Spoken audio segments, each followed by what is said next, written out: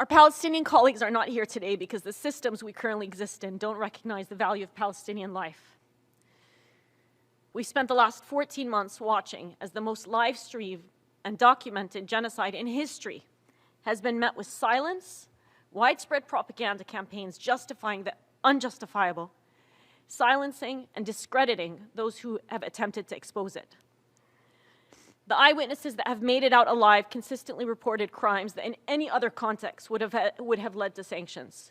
But here, after 14 months of the most grave breaches of humanitarian law, gross violations of human rights, barbaric war crimes, it is met with impotence by individuals, countries, and the very institution represented by this building.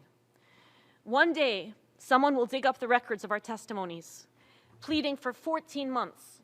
They will dig up the records of Palestinians covering their own genocide when international journalists were unprecedentedly banned from entering. Palestinian children setting up press conferences to tell the world that their lives mattered. We will have to reckon with that history.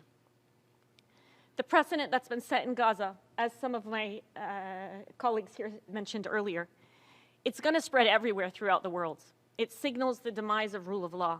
We've already seen it spread to Lebanon, and as one volunteer surgeon said, when I was in Gaza, I felt like it was a prelude to the end of humanity. If solidarity with your fellow humans is not enough of a reason to act, think about how this is going to spill over. This should be frightening for everyone. I recognize that the words I shared with you today are heavy. But these words pale in comparison to the reality experienced by Palestinians for over 400 days and 76 years before that. Palestinians don't need our pity. They don't need our praise. They need our meaningful and truthful solidarity. And there is no time for despair.